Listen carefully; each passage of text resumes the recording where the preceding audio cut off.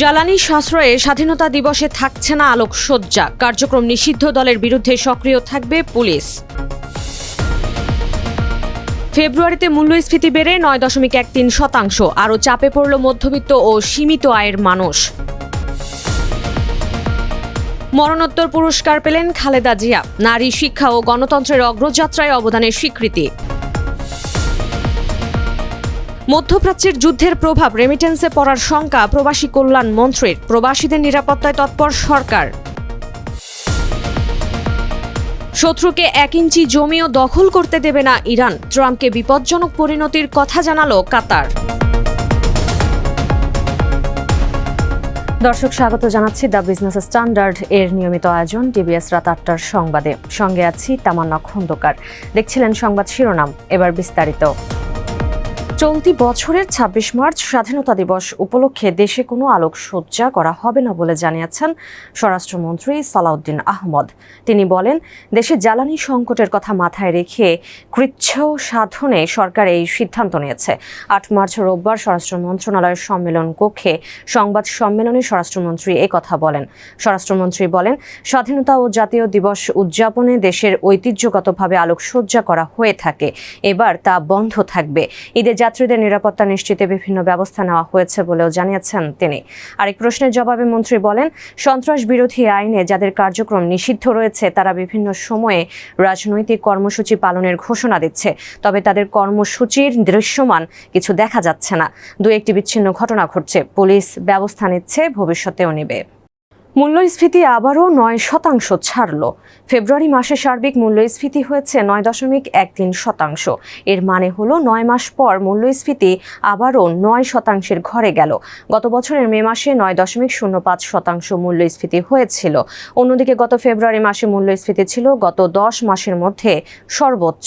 গত বছরের এপ্রিল মাসে মূল্যস্ফীতি ছিল ৯.১৭%।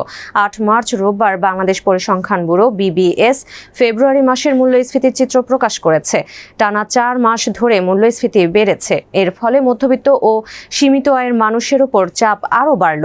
বিবিএস এর হিসাব অনুসারে গত ফেব্রুয়ারি মাসে খাদ্য মূল্যস্ফীতি হয়েছে ৯.৩০%, আর খাদ্য বহির্ভূত মূল্যস্ফীতি হয় ৯.০১%। টানা ৫ মাস ধরে খাদ্য মূল্যস্ফীতি বেড়েছে।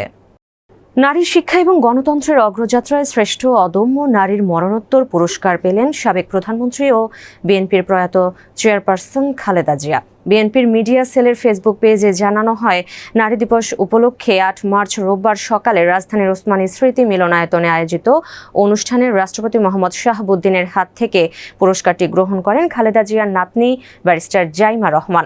পুরস্কারপ্রাপ্ত অন্যান্যরা হলেন অর্থনৈতিক ক্ষেত্রে সাফল্য অর্জনকারী নারী ক্যাটাগরিতে নুরুন নাহার আক্তার, শিক্ষা ও চাকুরি ক্ষেত্রে সাফল্য অর্জনকারী নারী ক্যাটাগরিতে মোসাম্মদ ববিতা খাতুন, সফল জননী নারী ক্যাটাগরিতে নূরবানু কবির, নির্যাতনের দুঃস্বপ্ন মুছে ফেলে জীবন সংগ্রামে জয়ী নারী ক্যাটাগরিতে মোসাম্মদ সমলা বেগম ও সমাজ উন্নয়নে অসামান্য অবদান রাখা নারী ক্যাটাগরিতে মোসাম্মদ আফরোজা ইয়াসমিন।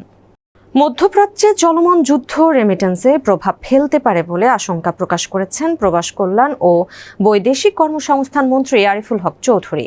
৮ মার্চ রোববার দুপুরে সিলেট জেলা প্রশাসকের কার্যালয়ে আইন শৃঙ্খলা কমিটির সভা শেষে সাংবাদিকদের প্রশ্নের জবাবে তিনি এমন কথা বলেন। যুদ্ধ পরিস্থিতিতে মধ্যপ্রাচ্যে অবস্থানরত বাংলাদেশিদের নিরাপত্তা প্রসঙ্গে তিনি বলেন, আমাদের প্রথম কাজ হচ্ছে সেখানে থাকা প্রবাসীদের নিরাপদ রাখা, তাদের প্রয়োজনীয় লজিস্টিক সহায়তা দেওয়া, কেউ আহত হলে চিকিৎসা নিশ্চিত করা, পরিস্থিতি আরও খারাপ হলে তাদের দেশে ফিরিয়ে আনার বিষয়টিও বিবেচনায় রয়েছে। তিনি জানান, এজন্য পররাষ্ট্র মন্ত্রণালয়, বেসামরিক বিমান পরিবহন মন্ত্রণালয় ও প্রবাসী কল্যাণ মন্ত্রণালয় যৌথভাবে একটি মনিটরিং সেল গঠন করেছে। প্রতিদিন পরিস্থিতি পর্যবেক্ষণ করা হচ্ছে। শত্রুকে ১ ইঞ্চি জমিও দখল করতে দেবে না বলে সাফ জানিয়ে দিয়েছেন ইরানের প্রেসিডেন্ট মাসুদ পেজেশকিয়ান। জাতির উদ্দেশ্যে দেওয়া এক ভাষণে তিনি একথা জানান। ভাষণে পেজেশকিয়ান বলেন, অন্য কোনো দেশের ভূখণ্ড থেকে আসা হামলার জবাব দিতে ইরান বাধ্য হচ্ছে, তবে এর অর্থ এই নয় যে ওই নির্দিষ্ট দেশের সঙ্গে ইরানের কোনো বিরোধ রয়েছে। যারা ইরানকে আক্রমণ করবে তাদের বিরুদ্ধে তেহরান শক্ত অবস্থানে রয়েছে ও অত্যন্ত জোরালোভাবে এর জবাব দেওয়া হবে। এদিকে মধ্যপ্রাচ্যে চলমান উত্তেজনা আন্তর্জাতিক শান্তি ও নিরাপত্তার ক্ষেত্রে বিপজ্জনক পরিণতি ডেকে আনতে পারে বলে মার্কিন প্রেসিডেন্ট ডোনাল্ড ট্রাম্পকে এক টেলিফোনে সতর্ক করেছেন কাতারের আমির Tamim bin Hamad Al Thani. আলোচনায় কাতারের আমির চলমান সংকট নিয়ন্ত্রণে আনা এবং সংঘাত বন্ধে কূটনৈতিক প্রচেষ্টা জোরদারের ওপর গুরুত্ব দেন। তিনি সতর্ক করে বলেন, উত্তেজনা অব্যাহত থাকলে এর পরিণতি আন্তর্জাতিক নিরাপত্তার জন্য বিপজ্জনক হতে পারে। দর্শক, এই ছিল টিভিএস রাত ৮টার সংবাদে। এতক্ষণ সাথে থাকার জন্য ধন্যবাদ সবাইকে।